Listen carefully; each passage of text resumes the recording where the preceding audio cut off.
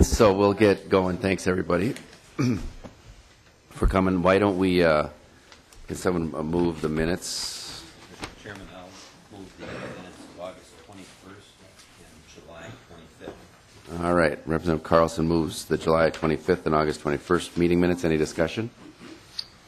Seeing none, all in favor say aye. Aye. All opposed? That motion prevails. So today we're going to start looking at some of these advisory groups and task forces, et cetera. So I want to thank Representative Holberg, first of all, for volunteering to help out with this small group, which will save us all, and I'm going to do it too, so, which is all save us some time. We could use a couple senators. Senator Newman, all right, there we go. We're just waiting for you guys. So. Okay, we'll figure that out. Okay.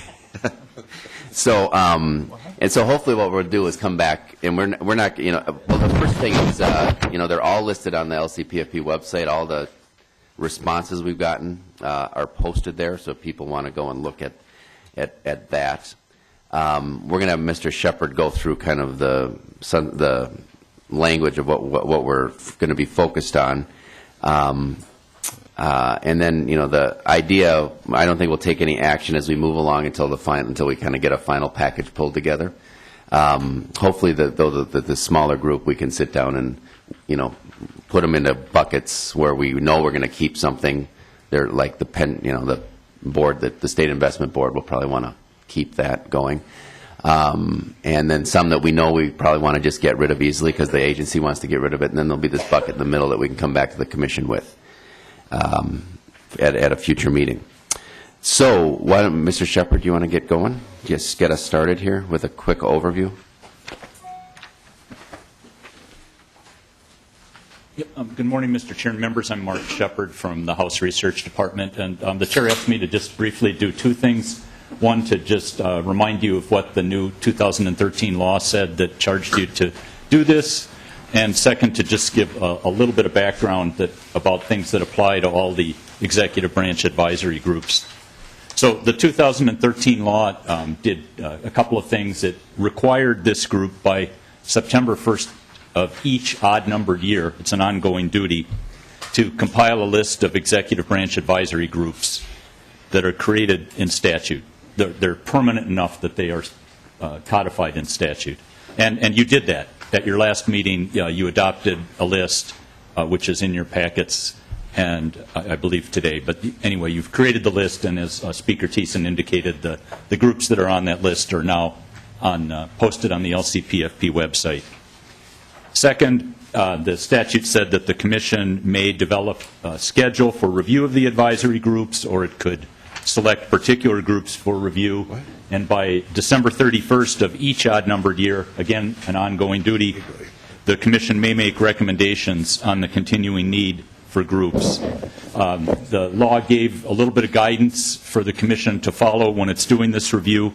The Commission's required to consider what the mission is of each group, the extent to which the group is effective in allowing people who are interested in the agency activities to have input into the operation of the activities, because some of these groups were created basically to give voice to stakeholder groups that the legislature felt otherwise wouldn't have a voice in front of the agency.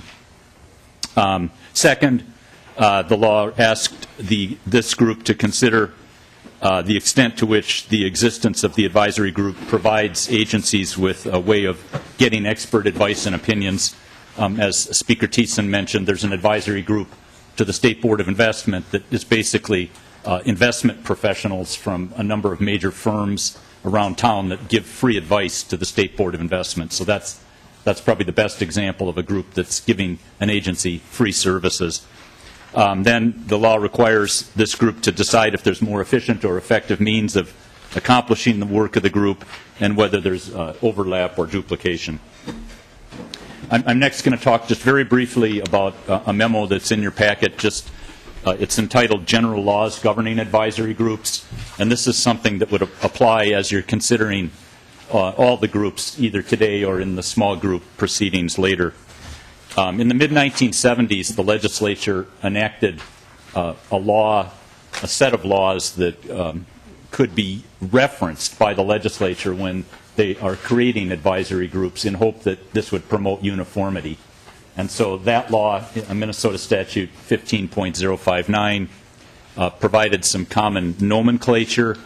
For example, groups that are short-term in nature are supposed to be called task forces, whereas other groups could be called councils or committees. Section 15.059 does not automatically apply. It applies only when the legislature says that it is going to apply to a particular group. So this is kind of a shorthand that the legislature can refer to if it wants to. And when it does that, then there's provisions that govern the membership terms of advisory councils. These are set up with 4-year terms, with roughly half of the members serving coterminous with the governor and the other half on the opposite 2-year cycle. Interestingly, for these advisory groups, all of the members serve at the pleasure of the appointing authority, can be removed for any reason. So these groups are different from occupational licensing boards where the members can be removed only for cause and are intended to have terms that would overlap the terms of the governor. When the legislature provides that this law applies, then these members of advisory groups get compensation, and that is $55 a day per diem for time spent on activities, plus reimbursement for expenses. Again, this applies only when the legislature says that Section 15.059 applies. There's also authority for the groups to get reimbursed for expenses in the same amount and manner as state employees, so for meals or travel. One provision that would be of interest to this group is that for a time, the legislature periodically established in Section 15.059 a general expiration date for advisory groups. If a group is a task force, if it's named a task force, it expires after 2 years, unless a commissioner decides to extend it. But for other groups, the legislature periodically, for a number of times through the 80s, 90s, and in the last decade, had a general expiration date for advisory groups and said that groups would expire on a particular date. The last time this occurred was on June 30th, 2009. More recently, when the legislature has created groups, it has established an expiration date right in the law creating the group. And so this general sunset date of June 30th, 2009 doesn't apply to that many groups anymore. And one reason that the legislature has decided to enact a specific date for each group is it's less confusing. The people who are interested in the group can look at the law creating the group and see when it expires. And as you'll hear from some of the agencies through the process of reviewing these groups, the general June 30th, 2009 expiration date has caused some confusion, either because it wasn't clear with respect to a particular group or because the people didn't know about it. So the legislature in general has moved toward just specifying an expiration date for each group right in the law. Mr. Chair, that concludes my opening overview, and I would be happy to answer any questions. Any questions? All right. Mr. Erdman. Thank you, Mr. Shepard.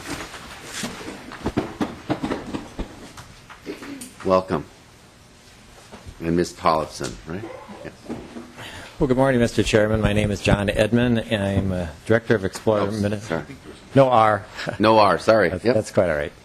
Well, good morning. It's a pleasure to be here. Thank you for inviting us to address some of the questions that you posed of us regarding the Explore Minnesota Tourism Council.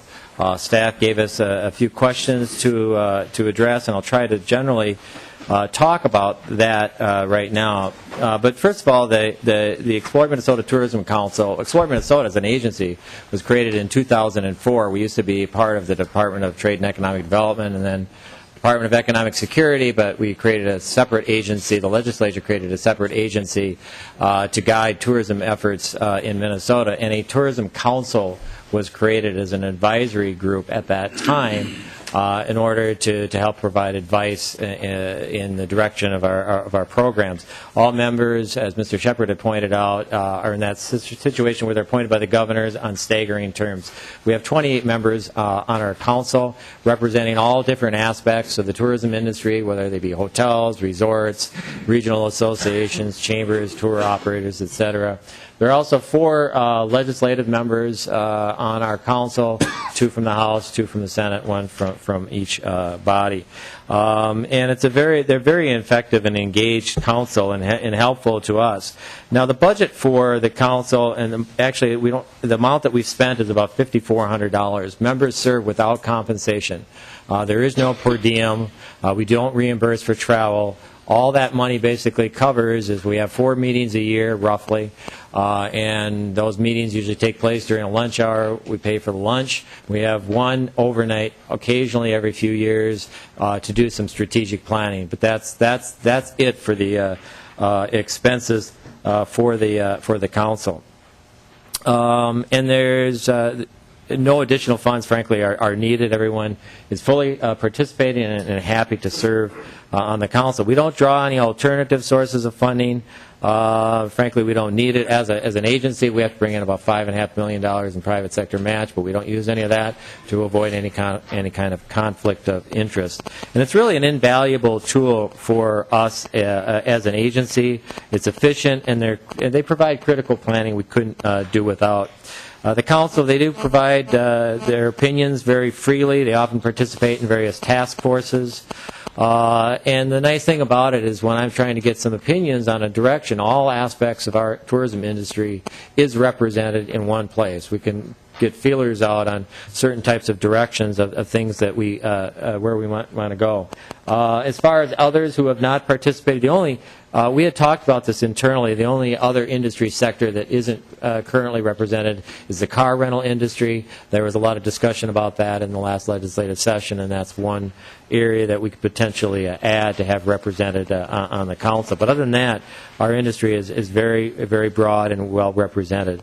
So they do provide key advice. Just a couple examples from advertising. We received some new funding this last session, and it was with the council's direction. We decided to go out to a new ad agency RFP, and they help with decisions on crafting grant programs, and they're really critical in our strategic planning. That's one of the very key things that they do is they help us provide the direction on where we want to go as an agency, and then we provide all the details to do that. We hold regular industry meetings, sometimes task forces beyond the council, but the council provides us with a single voice. Without that, we wouldn't have that one place we could go to.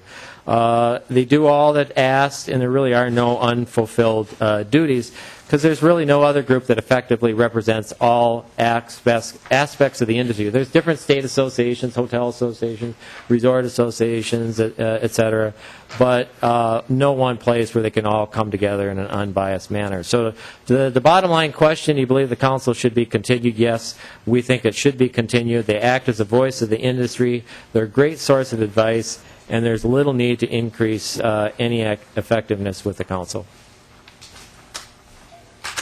Any questions people have on this one? Mr. Chairman, Mr. Evan, maybe not quite to the council, but now with the increase in funding at the council, how do we compare to our kind of neighboring states in the Midwest as to the amount of resources the state commits to tourism promotion? Well, Mr. Chairman, Senator, we were, before this increase, ranked about 30th in the country. I'm not sure what the current ranking is with the increased dollars, but that puts us at about $13.9 million a year. We're still a little bit lower than Wisconsin, our competitors. We're lower than Michigan, Missouri. I mean, those states have big budgets, upwards of $50 million. But this will put us at a level where we are now able to compete with our competitors. Because as you know, Senator, we see a lot of advertising from other states that are targeting Minnesota, and we haven't been able to compete with that to capture market share. So we'll have a new ranking probably in another few months, and I'll be able to give you a specific answer for that. We definitely have moved up. Thank you, Mr. Chair. And Mr. Edmund, and I may have missed it in your comments, but I'm assuming that the council meets periodically, and maybe they have a regular scheduled meeting cycle. I'm not sure if that's true or not. Is that the case, or is it just an ad hoc kind of a meeting? Mr. Chairman, Senator, the council meets regularly 4 times a year. We already set the schedule for the meetings for 2014, and occasionally we have some other task forces and ad hoc meetings that aren't as scheduled, but we do have 4 regularly scheduled meetings here. And Mr. Chairman, Senator Hand. thank you, and Mr. Edmund, I was just looking at the list of council members, and I think part of your comment was that it's an opportunity for a lot of different voices to be represented in one body.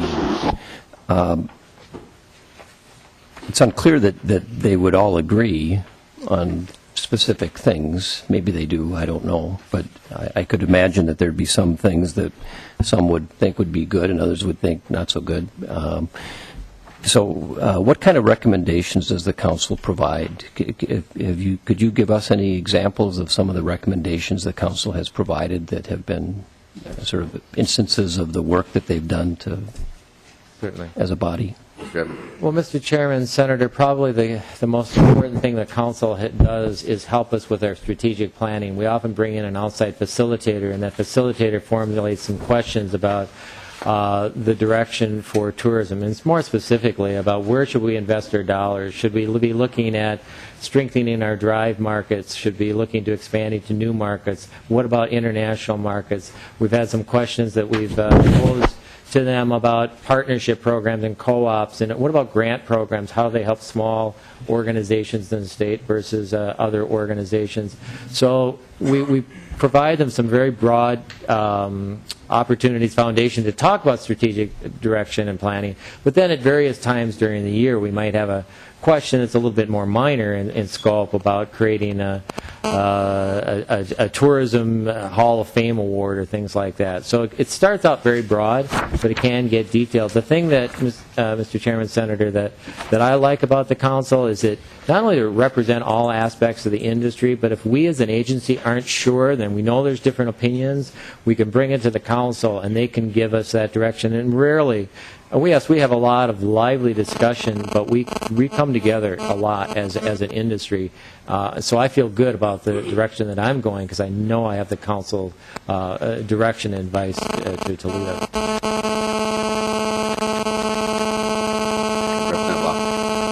Thank you, Mr. Chair and Mr. Edmund. I think, part of our review is just to see if the current structure is the best possible. And I know you have a large group, but it looks like a lot of it is vendors, lodging, campgrounds, et cetera. And I think that, maybe we need to have, sort of expand maybe some of the things that people come here. For example, there's no one representing the arts industry, and yet that, people coming to the Guthrie, and hopefully we'll be able to retain a world-class orchestra that attracts people from even outside the state. I don't see that kind of interest represented, and, it's always surprising to many people, but, about more than, I think it's about 2/3 of the tourism is actually in the metro area, and to just have one metro representative trying to struggle with, professional sports, professional arts, people who are coming for the Minnesota Zoo, whatever it is, I think that's asking a lot. So, if you've got recommendations on voices that you don't feel are being heard, we'd certainly be open to that. Well, Mr. Chairman, Representative, I think those are some very good thoughts about adding to the council. The council is large, but it's not so large that it's not workable. Adding to arts, as I mentioned, rental car industry or other aspects of our industry, we'll certainly be open. I'd be open to that, to get a stronger voice. We do, as far as I just want to mention, as far as the metro representative, there's five regions of the state that are represented, and one of those is metro. But a lot of those other categories include representatives from the metro area, the convention bureaus or the bed and breakfasts or the hotels and things like that. Those are people that are actually from the metro area. So it's not just one individual. That's just the individual that's the metro is of the five regions. One of them is the metro region. But we'd be open to looking at it, expanding. Those are good comments. Thank you. Other questions, comments? All right. Thank you very much. Thank you, Mr. Appreciate it. Chairman. Thank you, members.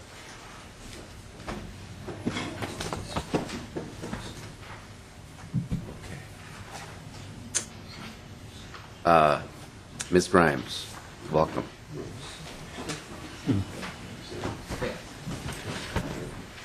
Mr. Chairman, I'm Tricia Grimes from the Office of Higher Education. We have two legislatively mandated advisory groups, the Higher Education Data Advisory Task Force and the Student Advisory Council. Both have been in existence for many years.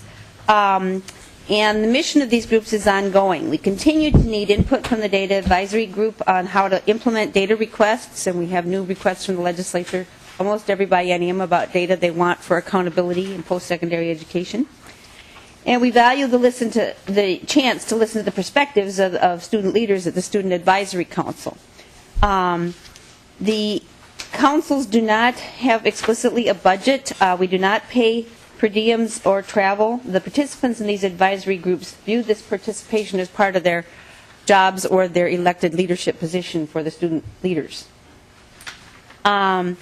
In terms of efficiency and effectiveness, given that there's no explicit budget, it's kind of hard to think about how to be more efficient, but we do allow participants to participate by phone if they are unable to come into the office, for example, because they are a student from a greater Minnesota campus. And we certainly would be able to do the same thing by Skype if we decided that that was the way that people wanted to participate. From our point of view, the advisory councils have been an efficient means to obtain advice and opinions. We do not anticipate the need for other stakeholders to be added to the groups. The recommendations of the groups are incorporated into the agency's ongoing policies and practices. In many ways, they're really conversations, two-way conversations where we're sharing information and they're sharing advice and opinions. And individuals from the task forces regularly provide feedback to the agency as individuals and also in the meetings of the task forces and council. In the absence of the task force and council, the agency would continue to seek input from the people who are members of those groups through meetings and contacts with the individuals. There is some overlap between the Data Advisory Task Force and the data group that operates under the mandate of the P20 Education Group. In the last 2 years, they have been developing the statewide longitudinal education data system that will track data on students from K-12 schools into post-secondary and into the workforce. So there is some overlap there, but we think both groups are necessary because there are different questions that come up when you're tracking data on students all the way through their K-12 and post-secondary career than there is when you're just dealing with the post-secondary institutions.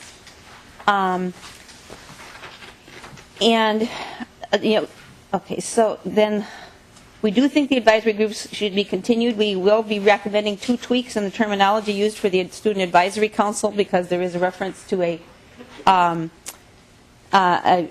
student group in the Minnesota private colleges and universities that is no longer in existence, and so we would just want to specify that a student representing that sector be appointed, and there's also some obsolete language in the reference to the students from the for-profit colleges. Again, they don't typically get referred to as vocational schools anymore, so we would propose to change that just to a general reference to a student representing that sector. One question we had is the Data Advisory Council didn't meet for 2 years, and do we really need it if it didn't meet for 2 years? Well, that was the years when the statewide longitudinal education data system was being developed under the auspices of the P20 Education Partnership, and so many of the same people were involved in those meetings. And when you see them at one set of meetings, you tend to catch them in the aisle or whatever and ask the questions that you need to ask that you might have needed to do in a separate meeting if it weren't for the fact that the SLEDS group was meeting. I'd be happy to answer any questions. Representative Carlson. Ms. Grimes, I'm curious that looking at the review here, it says to meet with the commissioner or the commissioner's designee. And this didn't involve your agency, but no current leadership, but at one time, students were quite frustrated when they couldn't meet with the leadership of one of the systems, and it was always the designee, and they felt that they were being short-circuited. So my question is basically, is it the designee or the commissioner that typically meets with the students? Well, the commissioner, at least once every 3 months, now has a policy of meeting with the Student Advisory Council himself in person. And those are relatively informal conversations with the group, but they have a good back and forth exchange. So that is certainly the policy of this commissioner. Okay, this was ancient history, but it did surface in the legislature with the students' frustration a while back. And so Right. thank you. So what is the aggregate and distributional financial data? I mean, what is that used for? Well, for I mean- example, we collect data every 2 years from every institution on all of the different kinds of financial aid programs their students receive aid, the total amount received and total number of recipients. And that helps us get perspective on, for example, how the Minnesota State Grant Program compares to what students are receiving from federal Pell Grants and also from institutional scholarships, whether the institutions are making loans to their own students, how federal loans and state loans stack up, all that kind of thing. So that's one of the primary examples of that kind of data. And so what decisions do you make with that data then? We put that data certainly on our website, and much of that ends up in the Minnesota Measures Report, which we make to the legislature on accountability. It helps us provide a context for what the state dollars do. I'm not sure I can point to a specific decision on that behalf, but years ago when I first started collecting the data, the state grant program was about the same size as the institutional scholarships. And now, over time, the institutional scholarships have grown to be 5 or 6 times as large as the state grant program. So it sort of gives us a sense of how much sort of leverage is available through the state funds as opposed to the institutional scholarship money. Representative Holbrook. Thank you, Mr. Chair. You said that the majority of your people on this data advisory task are also on the SLEDS group. Is there an opportunity to just combine them? Representative Holberg, that's certainly a possibility. However, the focus of the SLEDS group is a little different than the focus of the higher education group. One of the questions that has come up over time, for example, is that the state funds approximately 80% of what goes on at the school districts, and so when the state wants new data from the school districts tend to feel like they just have to provide it.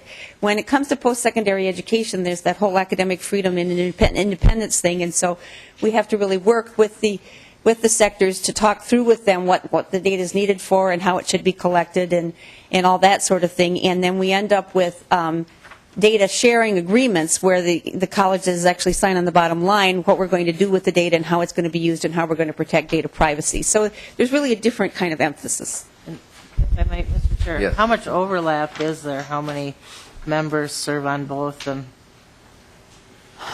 I'm thinking here for a minute. I would guess it's a little more than half are on both. The ones that are not on the Higher Education Data Advisory Council would be the ones from DEED and the ones from Minnesota Department of Education and the sectors that report to Minnesota Department of Education. But if I might, all of those on your higher ed group, is the entirety of your data advisory group on SLEDS as well? No, I don't believe so. I'm just trying to think. I would have to double check that and get back to you. I'm sorry. All right, thank you. So do you have data sharing agreements in place now with all these institutions? We do, yes. And do those change? Are they uniform? They are uniform, but they do change from time to time. For example, when it comes to some of the SLEDS data, originally when we started getting it from the post-secondary institutions, we had said that we would not disclose the data institution by institution. It would just be by sector. And since then, the Senate got put in the appropriations bill some language asking for information that would be institution by institution. So we will be redoing those data sharing agreements with the institutions to, provide for the disclosure of that data by institution. And the institutions, since they're already reporting it to us, it's not an additional burden for them to report it again to the Senate. So the agreements are all uniform for the data sharing related to the loans here. Right. And when's the last time those agreements were changed? I think about 3 years ago as SLEDS was developing, the statewide large student education data system. Oh, so it's a single agreement that covers SLEDs and this grant Yes, and loan. that is true, information. yes, yes. Okay.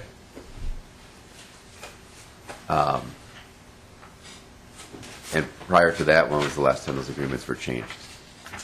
I would have to double check and get back to you, Mr. Chairman. Okay. Any other? Yes, Senator. No. Thank you, Mr. Chair. In going through the letter that you had sent to Chair Thiessen, it looks like, almost all of the membership in this task force and in the Student Council, Advisory Council, are all employees in some form or fashion in higher ed. And then the letter goes on to say that the reports and recommendations of the task force are included in the report from the Office of Higher Education. And I understand that there isn't a specific budget for this task force, but obviously just having employees go to a meeting and attend meetings and seminars, it does cost money because they're on salary. Mm-hmm.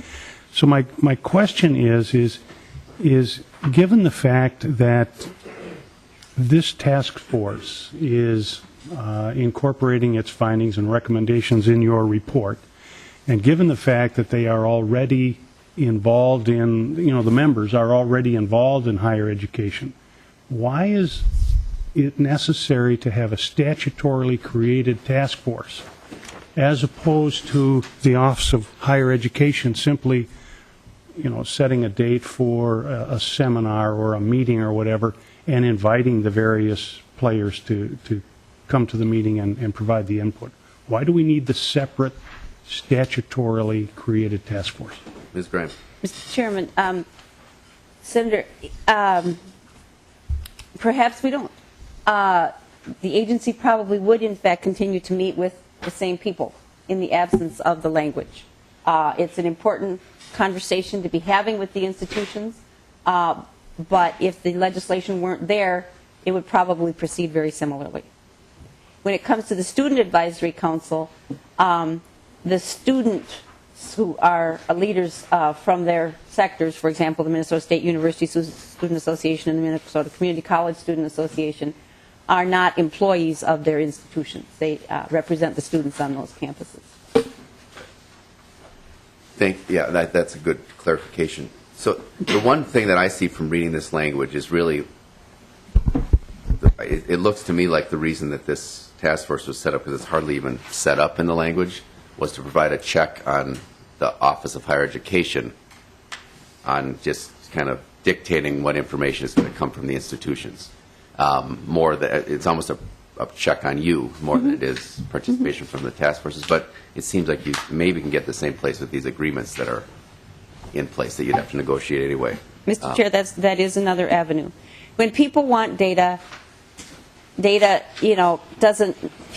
students the data is about don't always fit neatly into the boxes, and so we have to have conversations about when is a student part-time or when is a student considered an online student and things like that. And sometimes we find we really learn from that back and forth exchange, because collecting the data in one way may be quite burdensome when in fact there's another piece of data that's available that's much less burdensome for the institutions to report. Yeah. Okay. Any other questions on this one? All right. Thank you very much. That's helpful. Oh, Representative Loeffler, I'm sorry, there is one more question. Sorry, I thought you meant a question. Were there any more questions on the data part? Oh, no. The Student Advisory Council, I think, is important for students to have input into financial aid and how we're thinking about that. But I noted that this isn't one where we actually do pay the per diem. And I'm thinking, a student who's representing MnSCU and is a student at Bemidji State or whatever it might be, a real expense for them to have to come down to a meeting and participate. And do the institutions typically help cover those costs, or is that one that we should actually think about addressing so that students can afford to serve on these kind of things? Mr. Chairman, Representative Loeffler, it's my understanding that the student associations generally reimburse the students for their costs, so it comes out a tiny bit of fee revenue. Okay. Thank you. All right, thank you very much. All right, the Department of Veterans Affairs folks, welcome.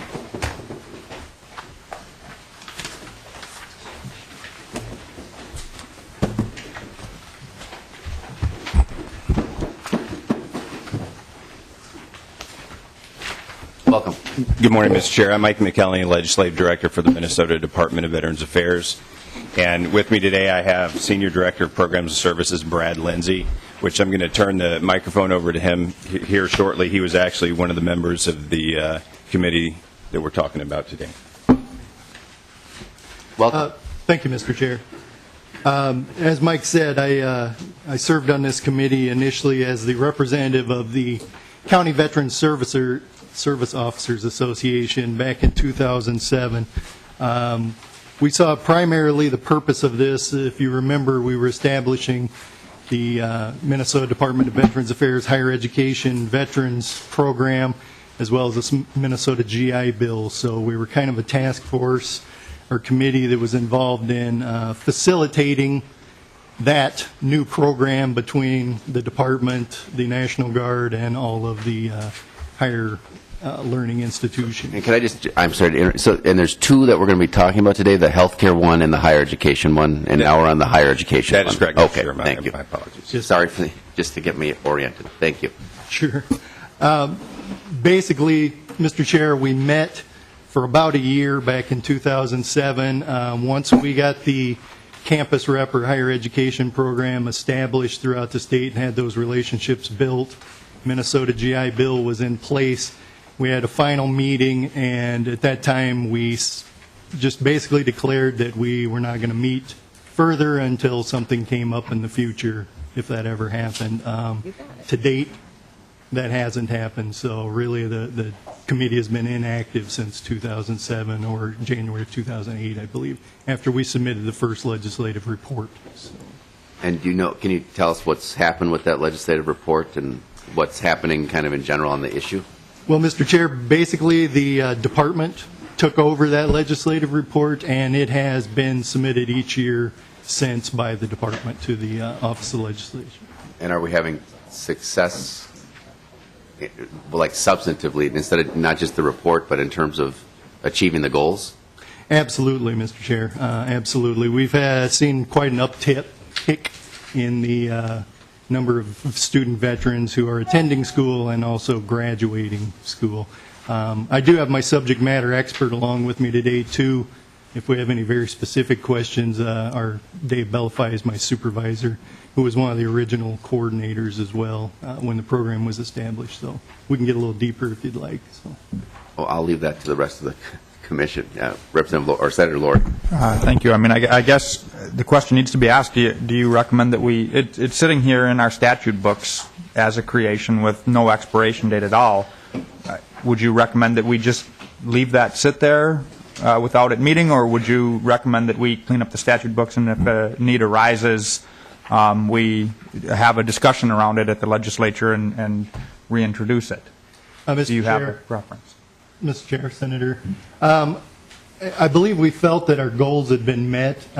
Once those relationships between the institutions and the department and the Guard and Office of Higher Education was established, those are ongoing, so I don't think we really have the need. You know, one of the issues we had back then, just a simple issue, is the legislation says that space has to be provided at the institutions for our campus reps. Well, some institutions took that as a resource center and office space, and other ones took it as, you know, a small piece of a bulletin board somewhere in a hallway. So that's really what the committee did, was to facilitate what that meant and to get things cleared up and get it in place. I think now we have those conversations daily with the other entities, so I don't really see a need for the committee to go on further. And like I said, it hasn't met since, I believe, January of 2008. So. Representative Laughlin. Thank you, Mr. Chair. And I think as we review these, I think one of the things we should think about, and this is kind of an example, is just how well the state does kind of customer service surveying. Because, I mean, this is really an institutional group. But really what we want to know as policymakers is how are the students served? And do they feel like they're served well? And you don't have to have an advisory committee for that. You can have, regular surveying of people who participated in the programs. And I think we ought to, as we're reviewing these, think about whether there's other input methods than just having a committee that meets. And we might get broader input from a more representative group of people. Have you heard back from students at all? Mr. Chair, Representative, I don't think we do any formal, Dave? Yes. Do we do a formal? The institution by institution. Oh, all right. Yeah, it's not a process that the Department of Veterans Affairs per se does, but as Dave says, we do it. Some institutions do that, but that would be definitely something we could look into expanding.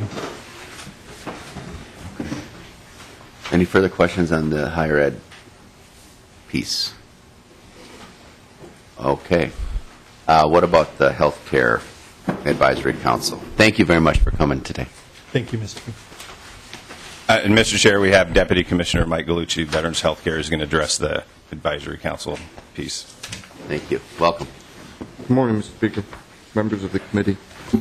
I believe in front of you, you should have received a packet, or at least a letter, I should say, dated April 3rd, 2013. Just a little historical background. When I came in March of 2012, right after session of 2012, we started. We've met with this committee on a quarterly basis prior to my arrival.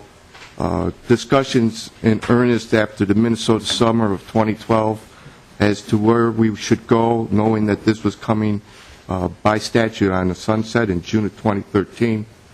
So we engaged the Advisory Council probably in the December timeframe as the direction that they felt. And as you can see by this letter dated the 3rd of April that we sent to the Governor's office, there was a consolidated thought by the Advisory Council that it had met its mission.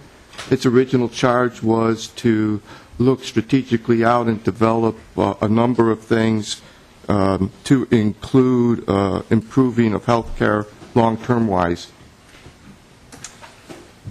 But in our discussion with the Advisory Council, both they and the agency felt that it was important that there be some successor to the entire process.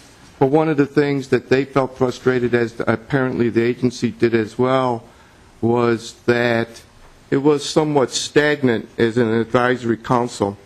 We had members that were not currently in the direct healthcare world, but were very familiar with it. And it really ended up being more of a briefing session than it was looking forward.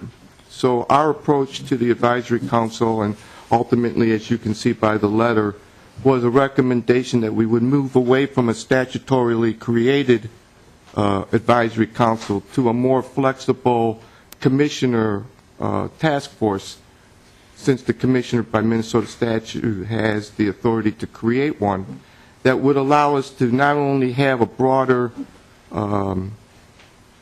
participation of stakeholders that are currently in healthcare or veterans issues, but also to be able to then develop a smaller focus group so that if we wanted to concentrate on a particular item, such as some of those that are below in this letter, we felt that they could then independently come back to the task force and brief the agency so that we could actually develop a true blueprint, if you will, for healthcare in the next 10 years. We didn't wish to abandon long-term care, obviously, because that is the principal business that we're in. But we also recognize the requirement that Minnesota has to be able to look out, dealing with issues that are on the cusp. And so we thought we would change up our membership. So, for instance, in this new task force, our proposal, which the commissioner and this agency thought of, was that we would include the VAMC here locally, the Veterans Medical Center. They have offered to give us their operations officer to sit on the board. That's an important tie-in because we are tied to the hip, both financially and with the same population. We've also gone back again to Minnesota's Aging Services, who's been a great supporter of the home programs and advisory, and asked for their ability to help us locate a couple of long-term care personnel that would like to sit on the committee. We've also solicited through Aging Services and through other venues resumes for social workers and psychologists as we start to address some of the issues that are going to be faced with, not only with our current residents of aging adults, but also with the forthcoming of newer veterans, if you will, and the medical problems that we have. We've invited the Veterans Integrated Service District, Vision 23, so that we would then also maintain Vision 23 as a group of all the state veterans homes in states around, to include Minnesota, as well as the VA sits on that list. What that does is give us the ability to understand what our neighboring state veterans homes are seeing and be able to learn from best practices that they have. Plus, along with the VAMC and the VISN, which is connected directly to DC, we'll be able to stay abreast of veterans' issues and veterans' programs that are there and have direct input. One of the successes that we're already seeing in that partnership is the development of telehealth. We'll be the first group to do that in state veterans' homes, as well as electronic health records, which is not being done anywhere in the nation. So we're already starting to see a little bit of payoff on this. Additionally, we've been asked for a member of the Commander's Task Force, which is representative of all the VSOs, Veteran Service Organizations in the state, to be a member, so that now we're also seeing what they're seeing as they work through with serving their veterans.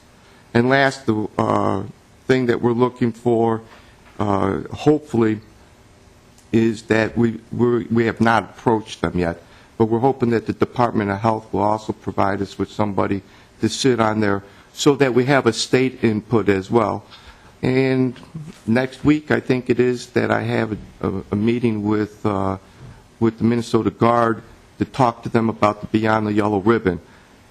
And if we can get somebody from their organization to sit on that, we think that that also brings us and ties us closer to communities so that we understand those things that we're not necessarily seeing overall.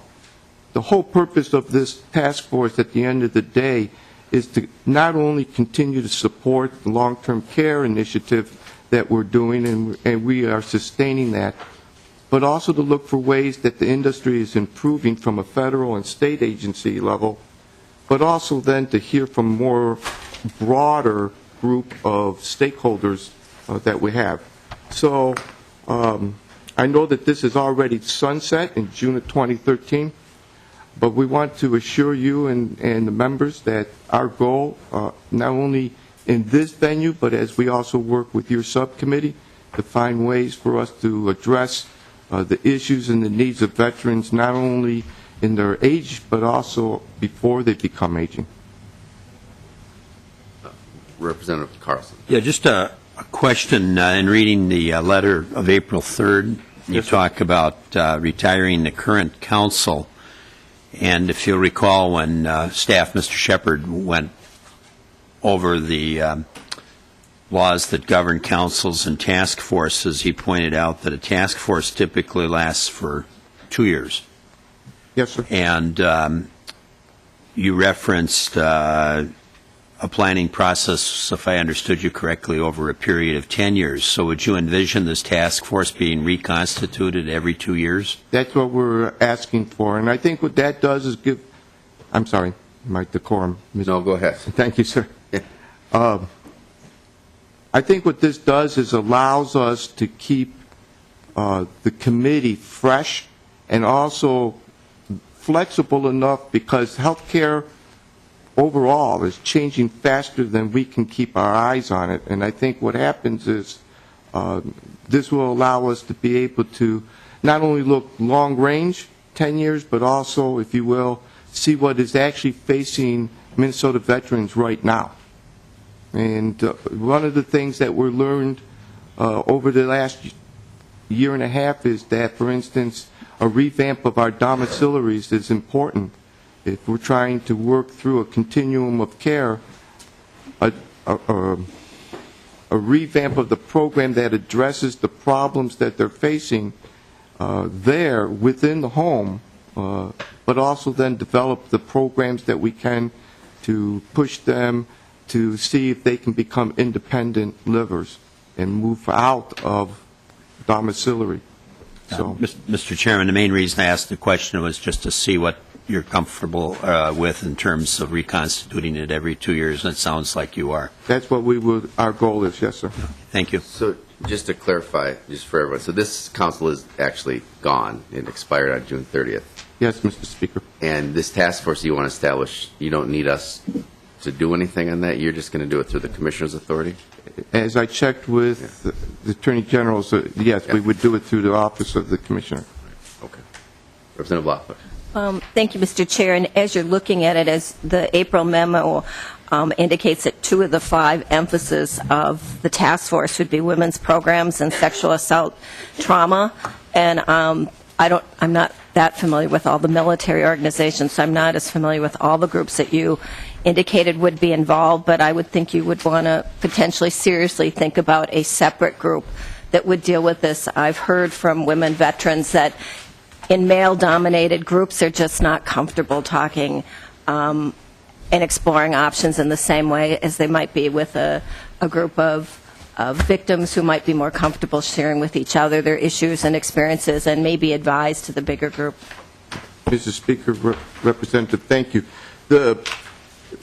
These comments here, or these areas, really are broad areas, and our goal is to have those smaller focus groups because sexual assault is not just isolated to females. And so that's why we wanted to bring on some very specified social workers, psychologists that then could break down into smaller groups and come back as more as a focused working group that can come back and give us timely advice as opposed to every quarter just meeting.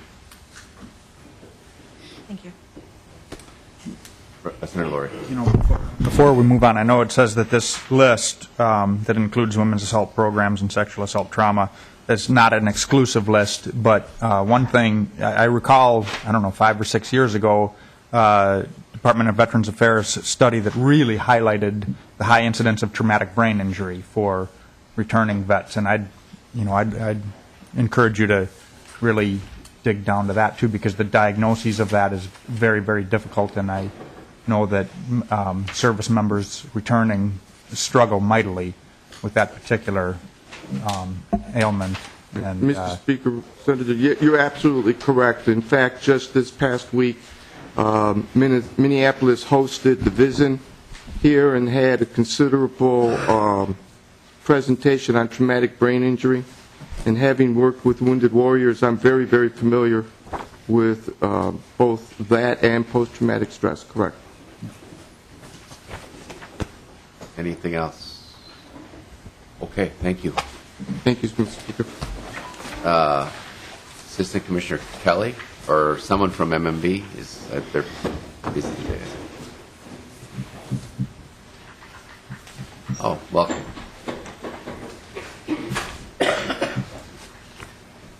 So, Minnesota Management and Budget. How are you?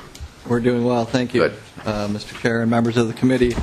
My name is Nathan Morocco. I'm the Director of the Employee Insurance Division. I'll be covering the first 2 committees as listed on the agenda. The first one relates to the Minnesota Employee Insurance Program, or a program that was referred to as MEEP. That was created in 1992. Actually, both of these programs were created around the same time. This one was created in 92. It was intended to provide coverage for small employers. This was intended to be a private sector purchasing pool. The program, unfortunately, never gained traction and hasn't really been in existence since about 1998. That was the last group that had left. So therefore, there is no advisory committee that's currently meeting for this program. The second program is referred to as PEEP. That's the Public Employee Insurance Program. PEEP is still in existence. It provides health and dental and life coverage for employees of local units of government. So this is sort of the public sector counterpart to the MEEP program. It was created in 1989. It currently has 93 participating public sector employers and includes about 15,000 lives. To put that into some perspective, the current CGIP program that you're all a part of, it has over 120,000 lives. So relatively speaking, a pretty small pool. And the committee in the early days was a part of helping to set up the PEEP program, creating the plan designs. There were literally over 100 different combinations of plans, co-pays, deductibles that various public sector employers could choose from, and therefore it was very complicated to administer, and the advisory group was very important to just sort of managing that and getting the program up and running. However, since about 2003, the program really has dovetailed on the CGIP program. That's the one for state employees. And so therefore, the administration of the program really follows the state program that we're all participants of. Therefore, the committee hasn't convened since about 2003. We do still continue to post in case anybody is interested. It is an advisory committee only. It doesn't have any decision-making authority. But to date, and since 2003, we've never had a qualified candidate show any interest in the program. So therefore, it hasn't met, like I said, since about 2003. Any questions on this one? So is MEEP still in statute, the whole program? Mr. Chair, yes, both. The MEEP is still in statute, yes. It's an optional program for the commissioner to implement if they should so choose. And they would just offer a series of insurance options that small businesses could pool their employees basically to create to negotiate better. Is that the idea? Yeah, Mr. Chair, I think it was really intended to just pool the resources, both in terms of purchasing power, in terms of risk management, in terms of negotiating contracts with health plans providers, much in the same way that the state employee program works today. But unfortunately, as a voluntary pool, it was only sick people went in there. Yeah, employers that really had basically couldn't get decent products in the marketplace would come in, and it actually it was more of a financial stability issue in terms of its going away rather than any administrative issue. It couldn't remain solvent.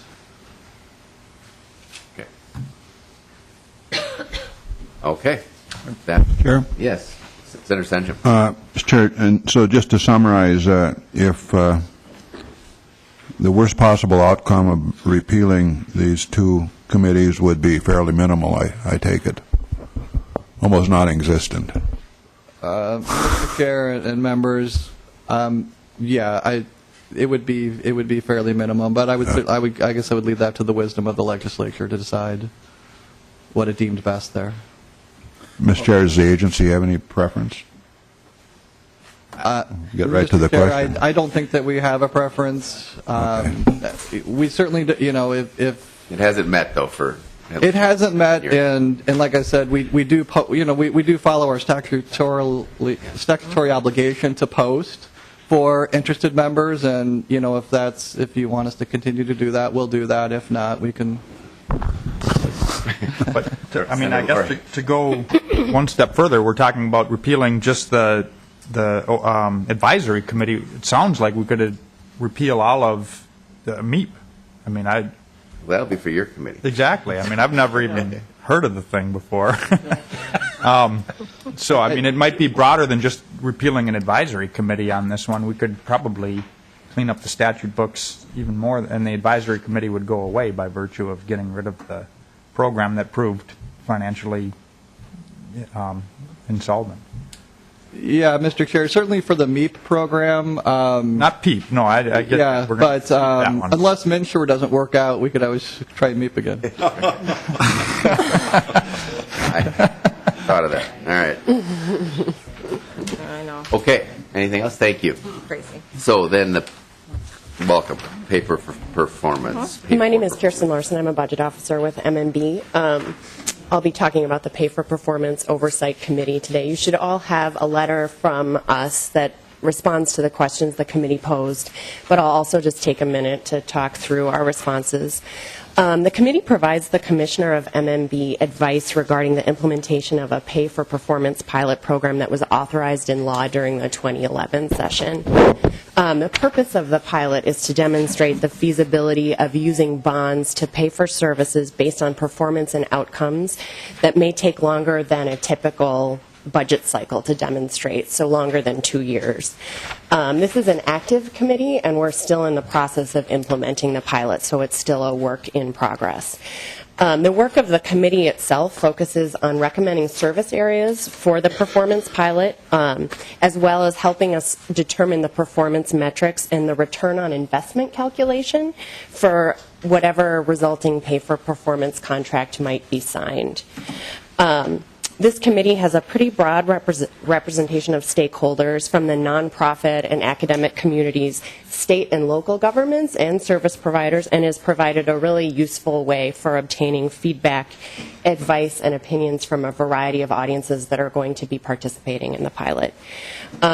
Given the pretty unique nature of this pilot, we think this committee provides a really good avenue for obtaining feedback from how the pilot is structured and for information sharing.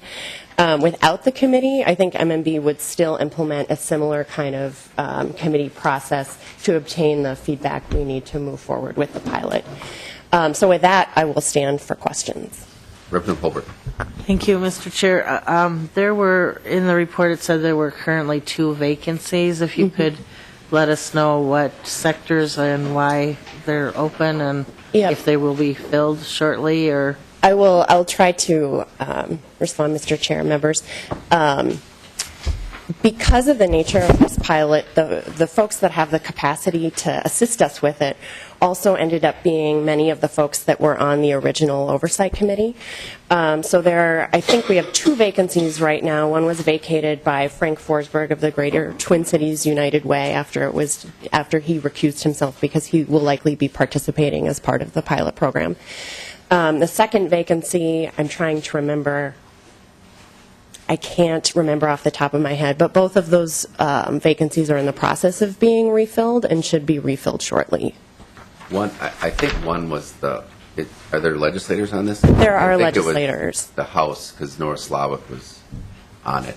And so we have now appointed somebody. So I think that vacancy actually may be filled since this letter was published or whatever. Thank you. So what's the timing on this? When do we think we're going to see a pilot up and running? So, Mr. Chair and members, the committee has identified 2 service areas that we're working on, one in the area of workforce development and one in the area of supportive housing. The commissioners of DEED and of the Minnesota Housing Finance Agency are both in the process of beginning contract negotiations. We're hoping that those negotiations will be finished up by around the end of October, at which point we'd be able to actually start moving forward with the pilot. Okay. And how big are each of those? Dollar-wise, I guess. Yeah. Sure. So right now, Mr. Chair and members, it would depend on the size of the pilot will depend on the capacity that the commissioners working in conjunction with the nonprofit partners think fits best. The initial legislation authorized $10 million in bond authority. Right now, we're looking at each pilot being in the size of anywhere from $2.5 to $5 million. All right. Senator Newman. Thank you, Mr. Chair.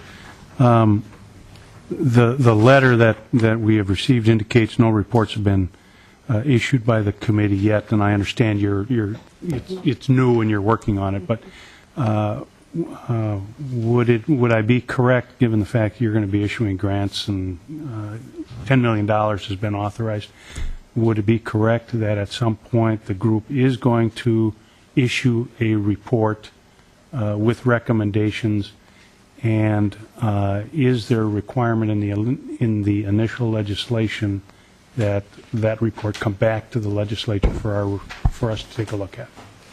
Mr. Chair, Senator, there is a report required to be filed by January 15th of 2014, I believe, at which point the activities of the committee would be disseminated back to the legislature. And presumably, since it's a pilot program, we'll see how it actually works in delivering services, and that'll come back to us as well. Right. Okay, thank you very much. All right. Revenue, is that who's next? Welcome.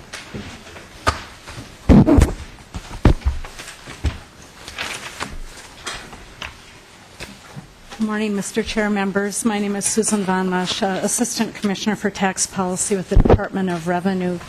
I am going to speak with you today about the first item on the agenda, the Property Tax Working Group, and I have with me Paul Wilson, Director of Tax Research, and Eric Willett, Director of Property Tax Research, to talk with you about the second item, the Tax Information Sample Data Committee.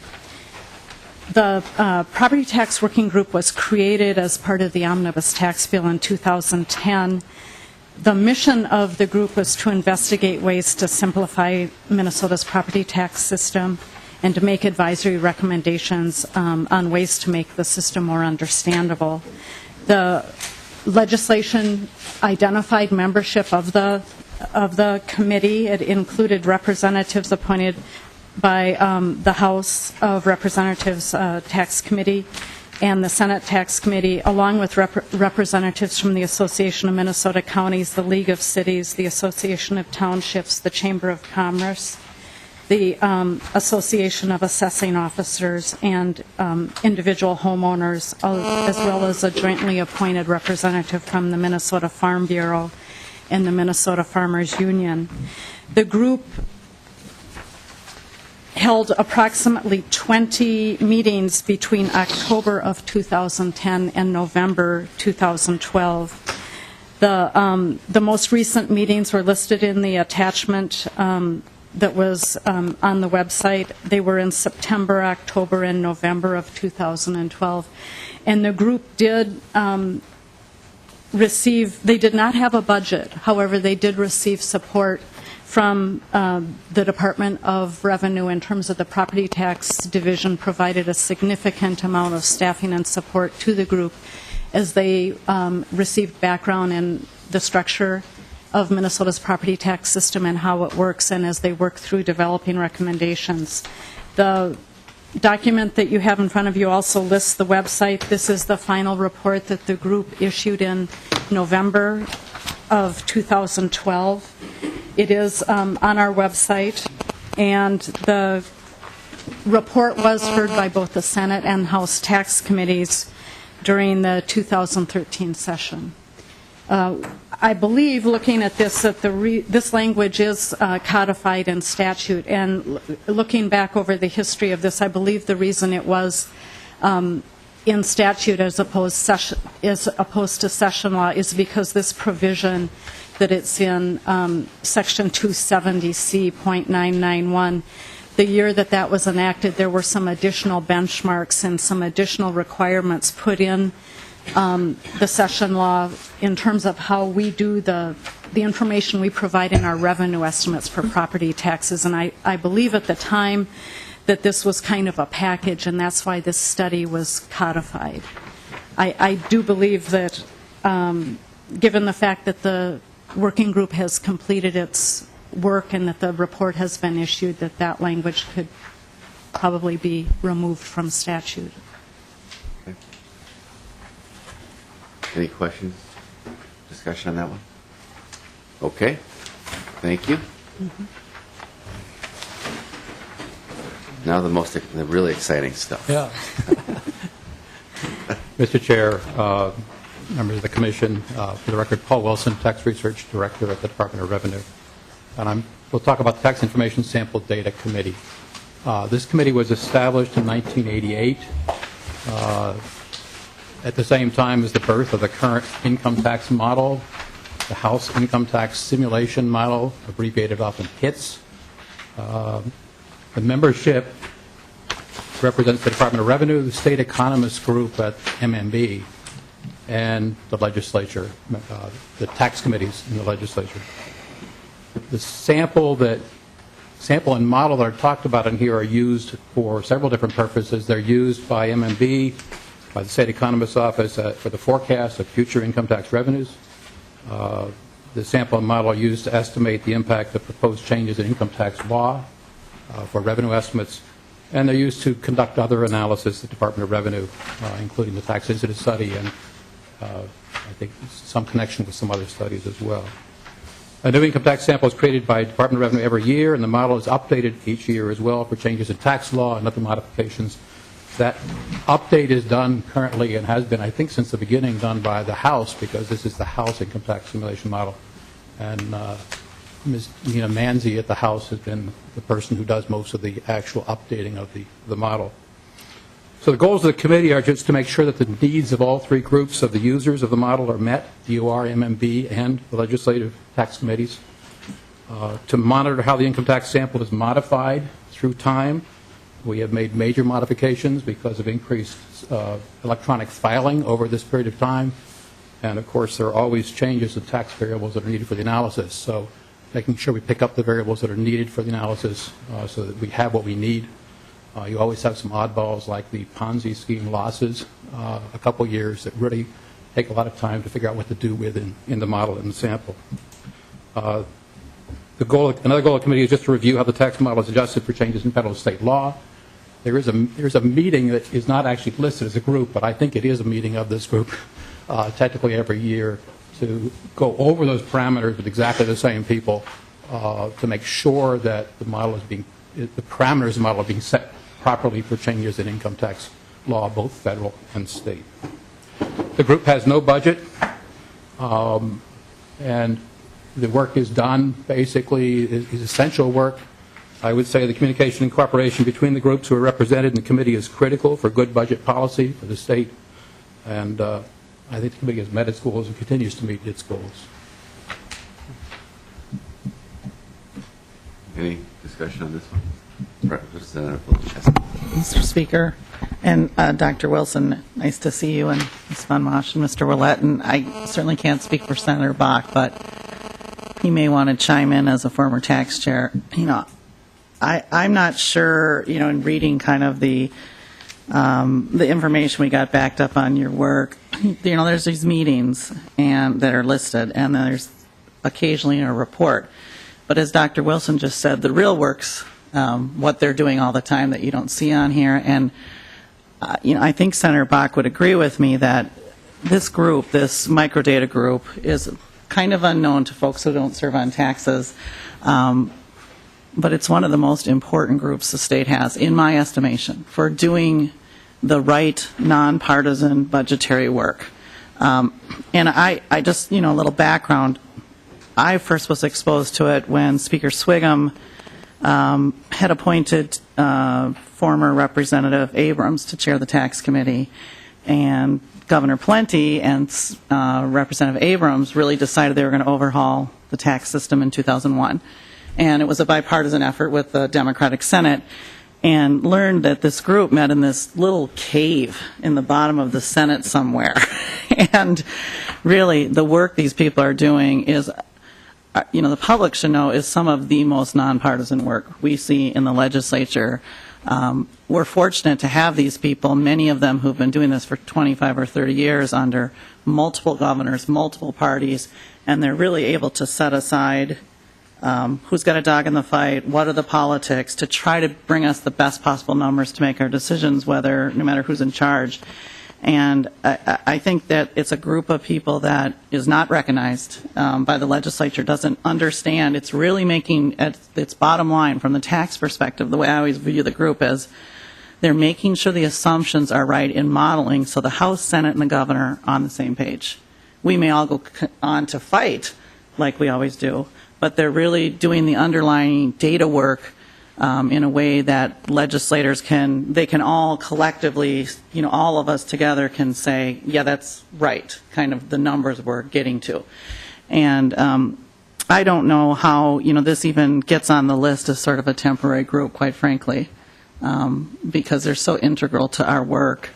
And I think the property tax working group, and again, I'd be interested to hear what Senator Bach thinks, they seem done to me, and that should be closed up and moved on. But the microdata group within the House, Senate, and the executive branch is so critical to our work that I hate to even view it as a kind of a temporary group. So I never think of it that way. Mr. Chair, I would point out in the language, in 2009, the legislature actually changed the temporary nature of the group, and there is a subdivision 5 which now states that that this group shall not expire. So I would say that this group, unless you change something this coming session, this group would be an ongoing group. And we, as an agency, would recommend that, or would suggest that not be changed. So why just think of it property taxes? Modeling. Or do you model sales taxes or not? Mr. Chair, the income tax, this dates back to 1988, so it was actually part of the creation of the income tax sample. There is something in the language that talks about bringing in some property taxes and other information. That is being done within the Department of Revenue in cooperation with same groups. There's property tax burden study that's done. The sample, the income tax data is used, but not the sample for that study. We have the incident study, which brings in all the other taxes, and which starts with the income tax sample. But this group, the technical nature of this group, is really limited to making sure the income tax sample works.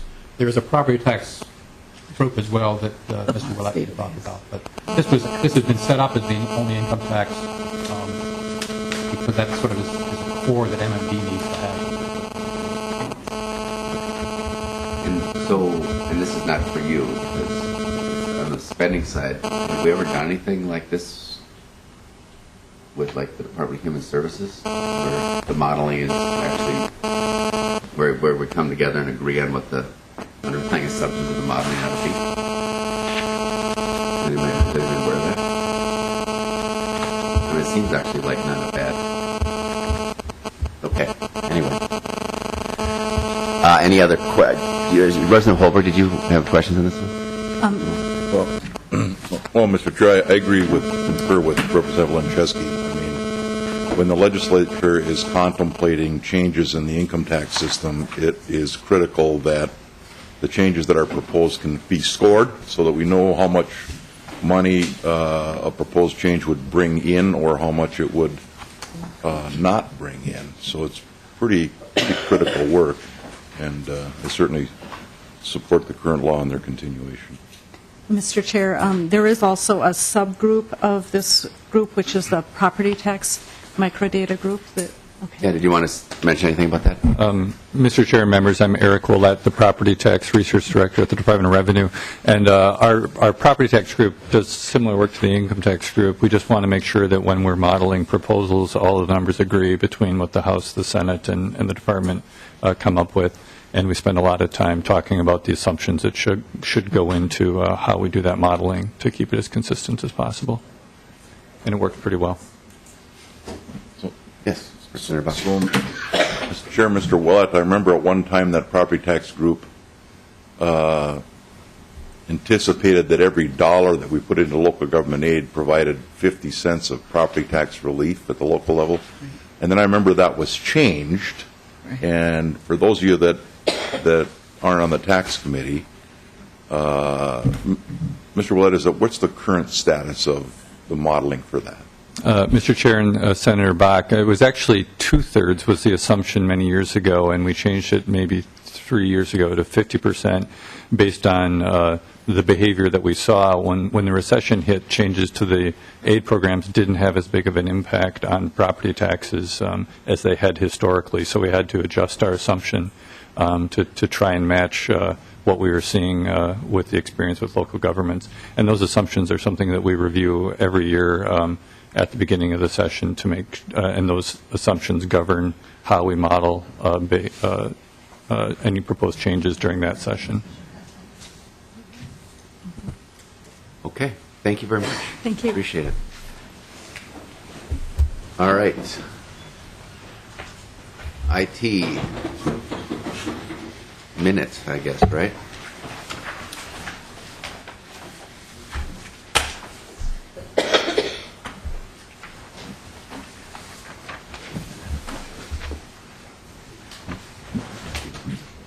Yeah, good.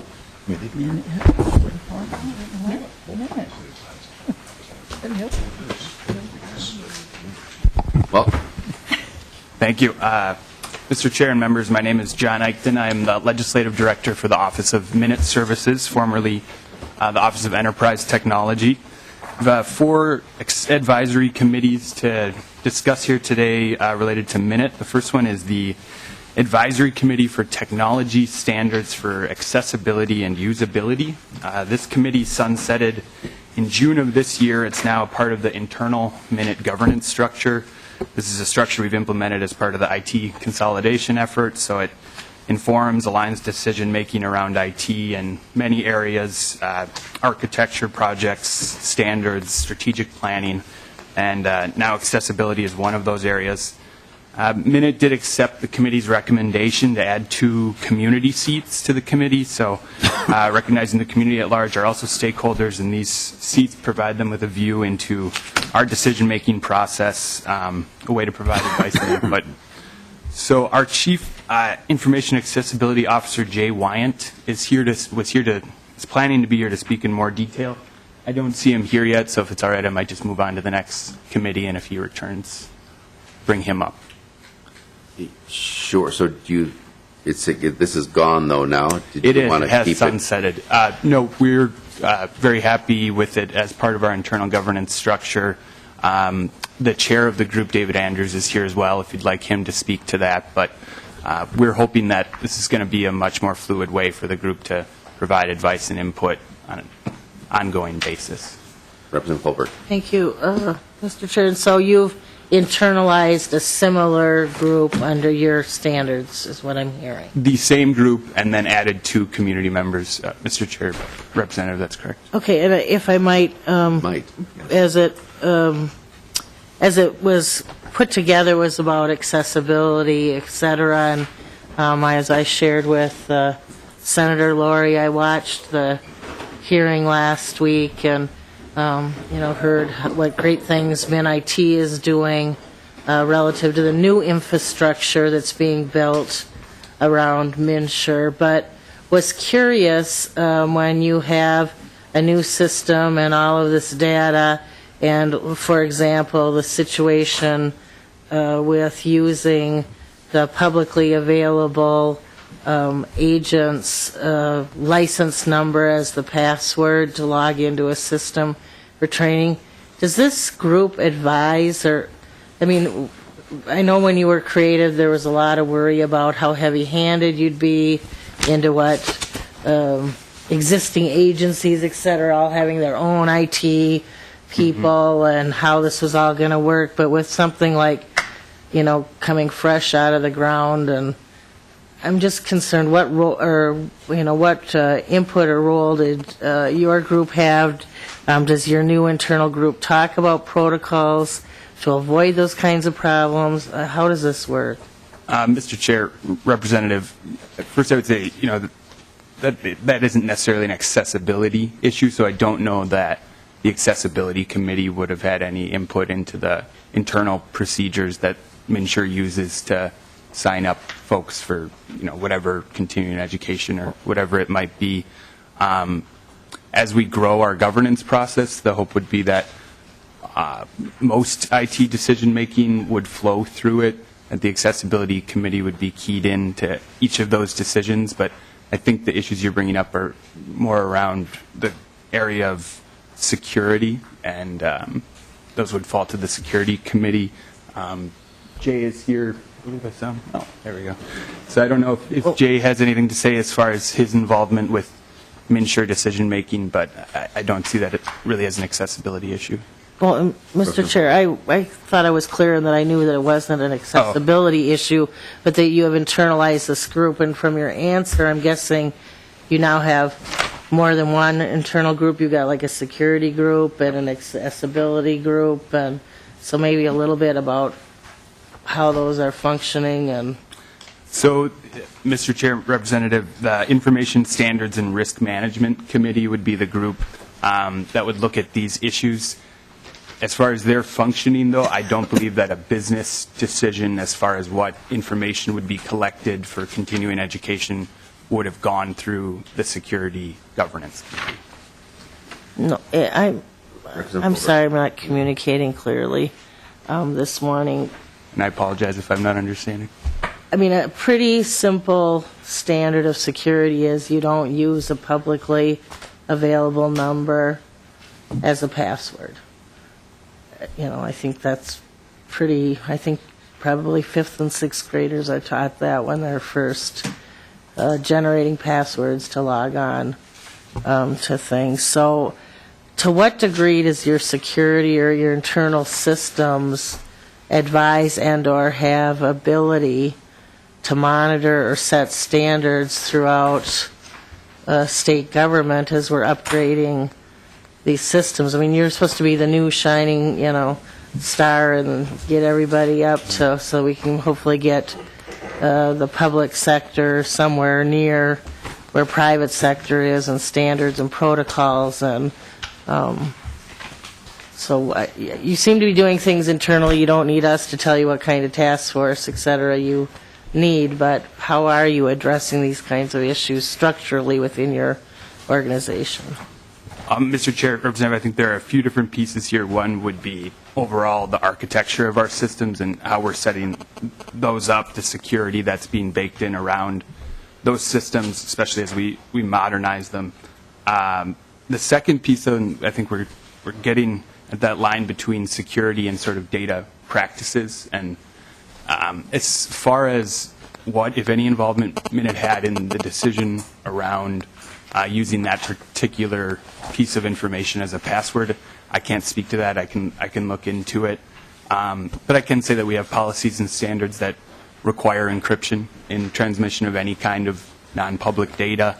I just can't speak to any standards that would be around for business leaders or business, the program areas, what kind of information should be used for passwords that they distribute to their stakeholders. I just don't believe that Minute policies or standards get into that area, but I'd be happy to look into it further and check back in with you. So just on, just on this one, so how do we know if standards for accessibility and usability are being met? And the task force is gone and you're internalizing it, but what do you look for? Jay? Yeah. Well, Mr. Chair, members,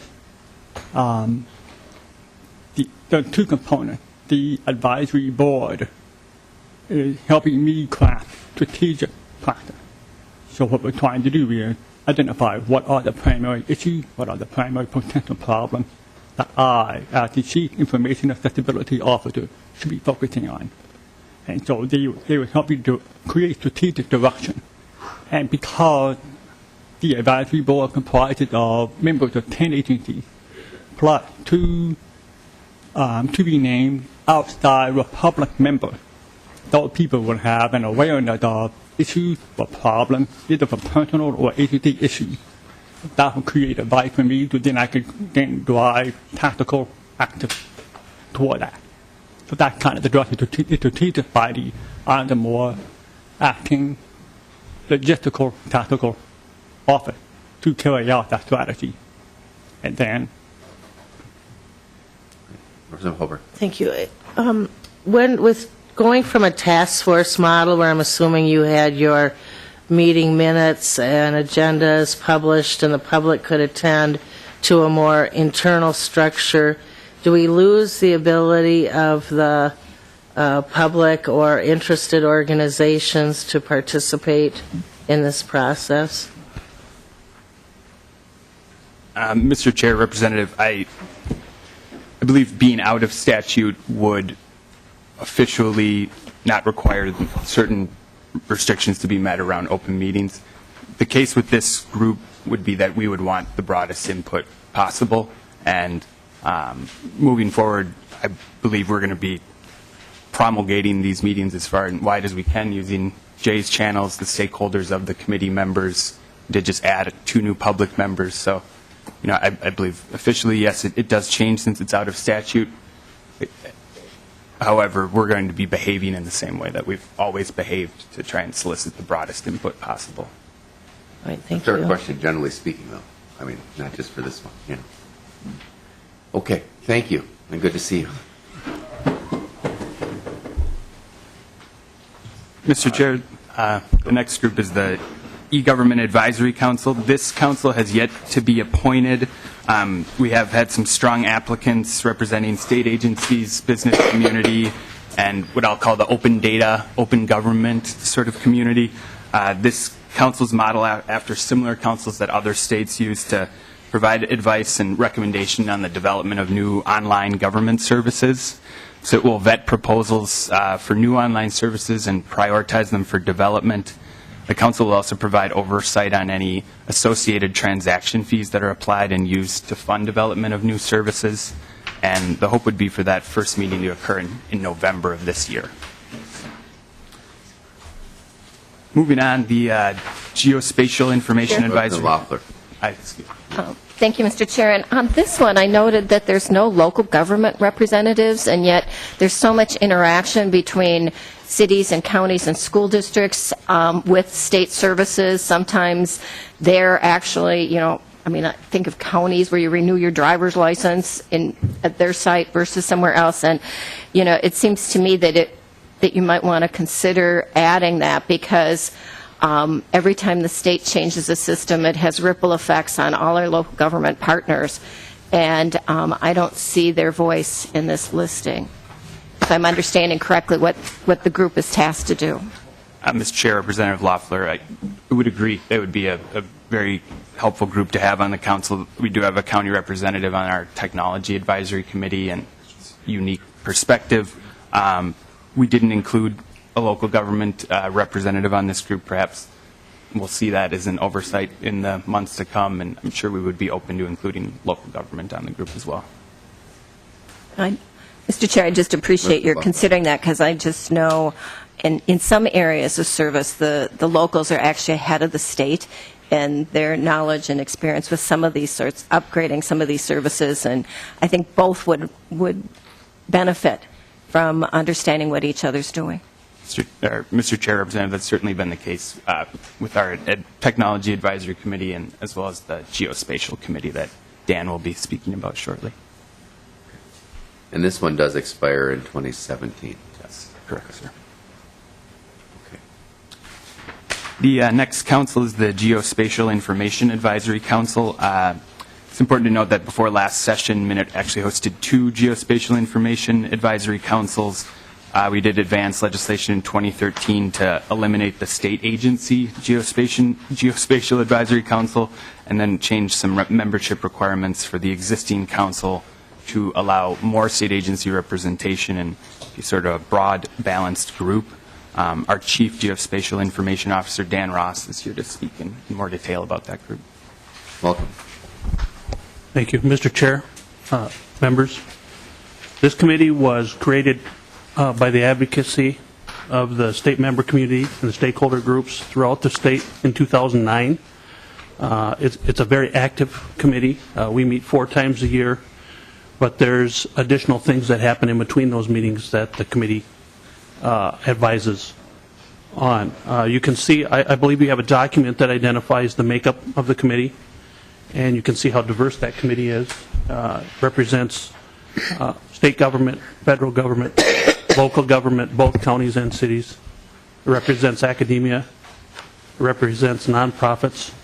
So we are a very diverse committee that really represents the interests of the broader community as it relates to geospatial in the state of Minnesota.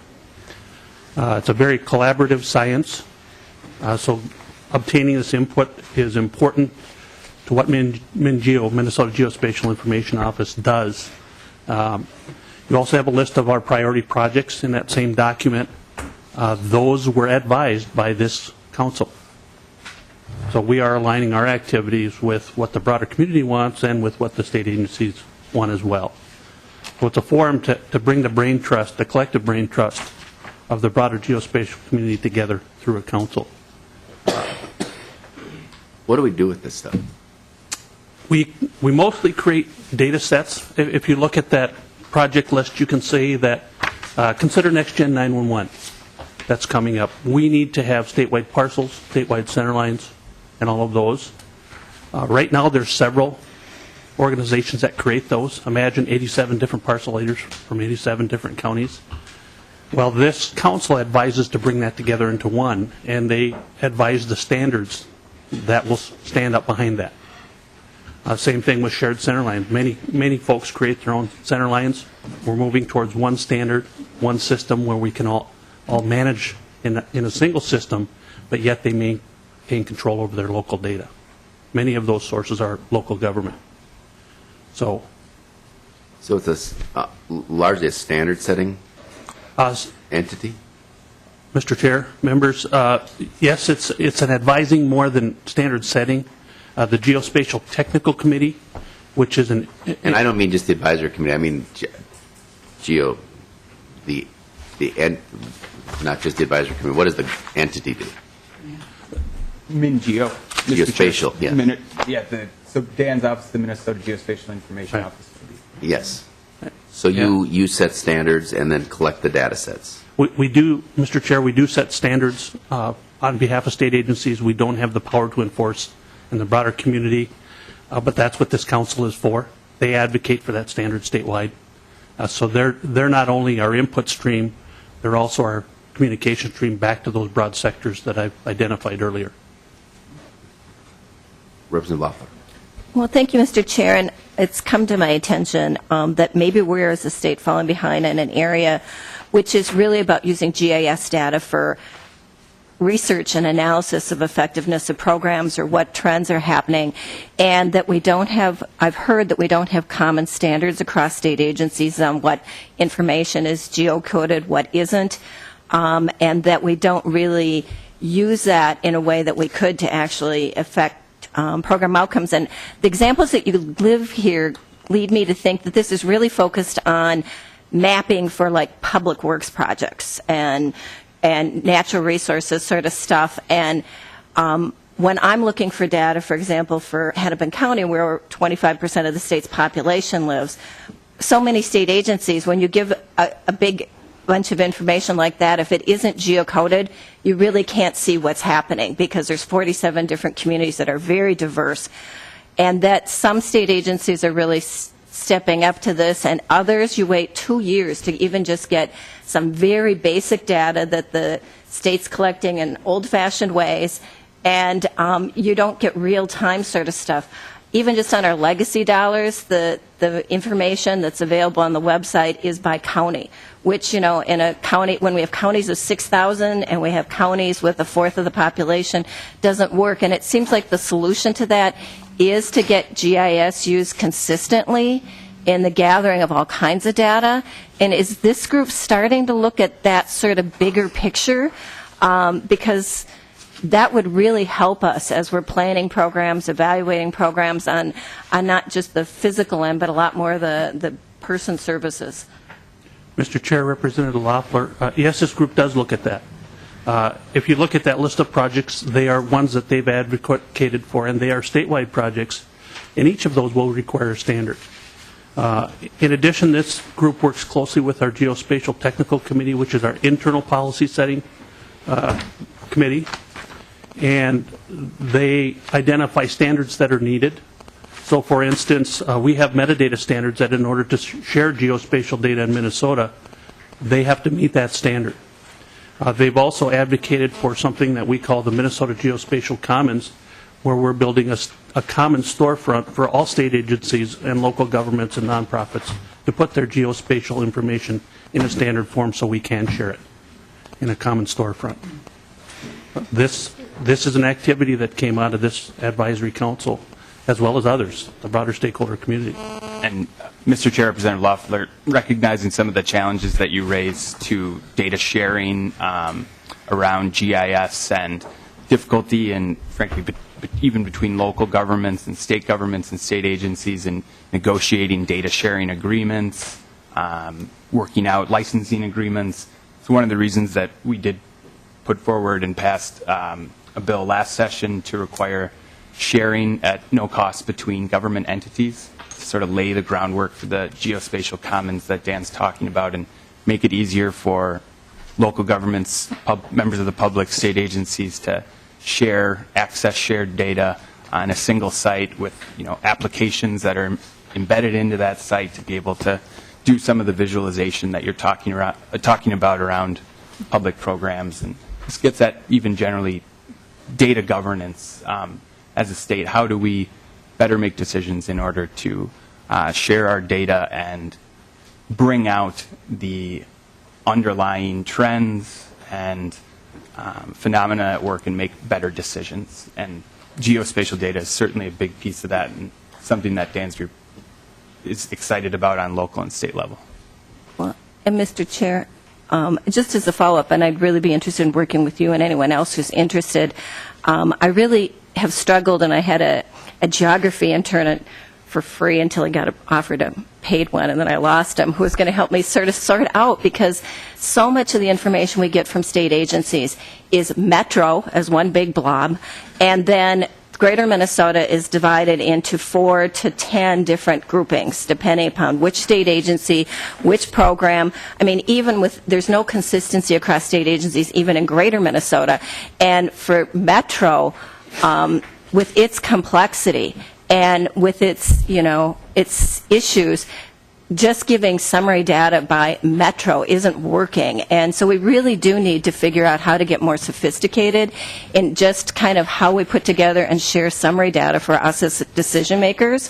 And we need something like this to work across state agencies to force them to look at why do we have the groupings that we have. Would better, consistent groupings across agencies make more sense? And so that we can actually, as decision makers, really understand what's going on. So, are there people in the private sector that are issuing standards that compete with the standards that you are working on? Mr. Chair, primarily the standards that we work with come out of the federal government or are here driven by state government. So the private sector is really not proffering a lot of standards that we Do they follow. have access to this data? Private businesses? Private businesses do have access to the geospatial data in Minnesota, yes. The state data. They have access to the local data, but they can be charged for that still. And that's free of charge for state data? It is free of charge for state data, Mr. Chair. Other questions? Okay, thank you. You have one more? We do have one more. Mr. Chair, the last committee is the Technology Advisory Committee. This was mandated with the passage of the IT consolidation law in 2011. Committee serves, it's a very effective sounding board and offers critical advice as we plan and implement changes in the delivery of IT services across the state. Membership includes state agency business leaders, your commissioner, deputy level folks, as well as representation from the private sector and local government.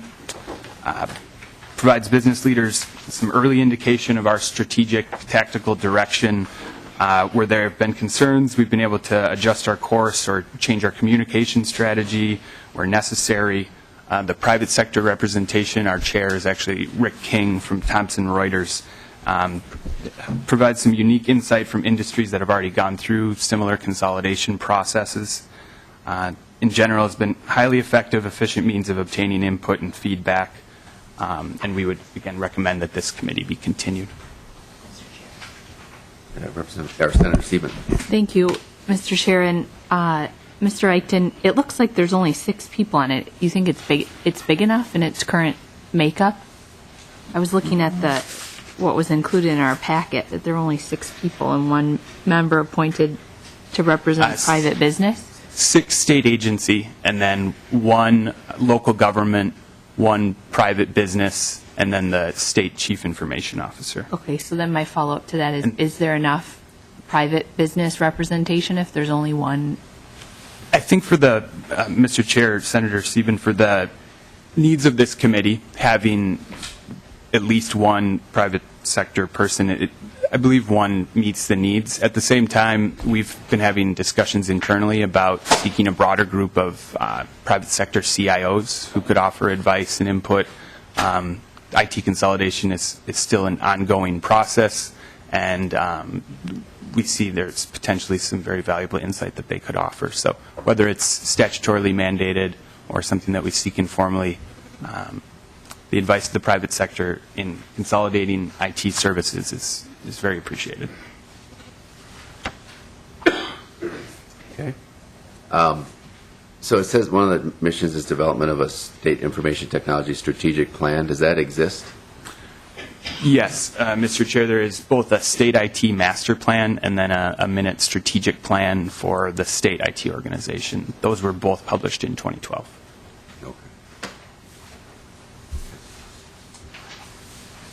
Any other questions on this one? Okay. Thank you. So, one thing we could do here is proceed, kind of like the Pension Commission does sometimes, and start to assemble a bill like provision by provision, and then at the end of the day, the whole thing would come back as a consolidated bill, and we'd all vote on that at the end as well. I mean, I assume this is just going to be a recommendation that goes out, and then each of the different committees. We'll have to think through that, but it seems like there's a couple that we could just kind of put on the table today, if people are interested in, just so maybe the easiest way to track what we're doing. And I was thinking, so the PEEP and the MEEP, it sounds like there's some fairly broad consensus to eliminate those groups. The Higher Education Veterans Assistance Steering Committee has served its purpose, and I think they recommended that piece go, as with the Property Tax Working Group, which has issued its report. And there's some other work that needs to be done probably around some of these other groups, but I don't know if we're quite ready there. But do we want to just put those 4 on the list of things that will... Yeah, set her hand. On that list, you might want to add the Veterans Healthcare Advisory Council. We should take it out of statute. I think it's expired already, but that's a good point. Okay. And there was one more that's expired. I guess that first one, the Accessibility and Usability Committee for MN.IT, I think just expired in June. Yeah.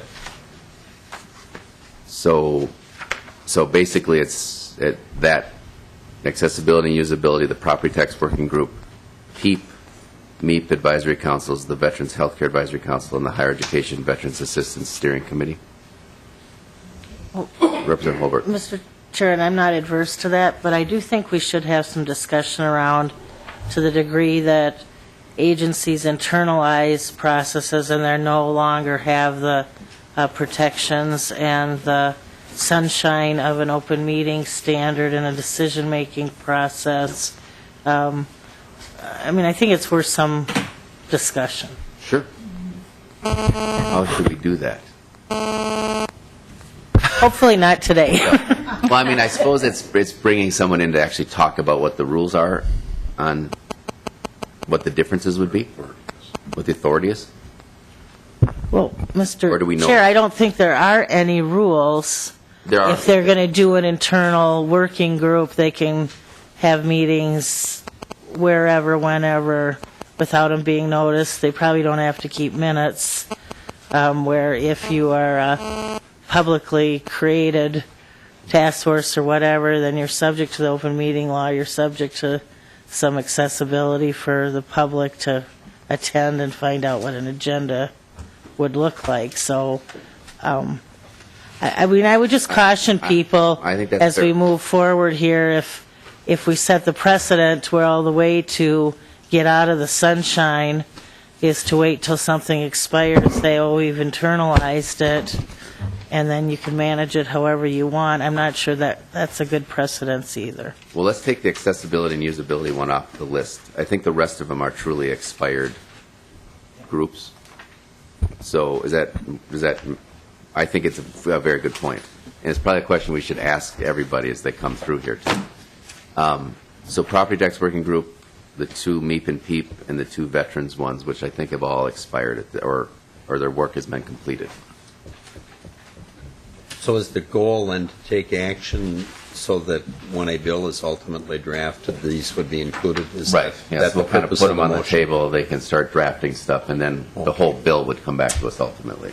Are you looking for a motion Yes. at this point? Well, I'd like to Okay. move with that one exception, the list that the chair recommended. Well, Mr. Chair? Yep. Senator Stevenson. I'm just a little bit concerned then, to that point that Representative Holberg raised about the Veterans Healthcare Advisory Council.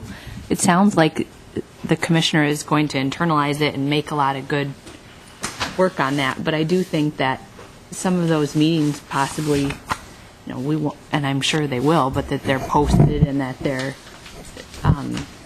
the ability for the public to know what's happening, and so That one expired, but we could recommend that it continue. right. Oh, I see what you're saying. So that it would still, it's expired, but that, because the commissioner made. That one just expired for whatever reason, the time ran out on it. Whatever sunset we set 4 years ago ran on June 30th. So another recommendation, we could just take that one off the list for now if we want to kind of consider what we want to do in that area, because it is subject to other discussions at the Capitol right now, too. You want to amend your motion on that? Yeah, well, Okay. All right. just leave, it would be the other three that. There's four left. Or four that are remaining then. Okay. All right, all in favor, say aye. Aye. All opposed? Okay.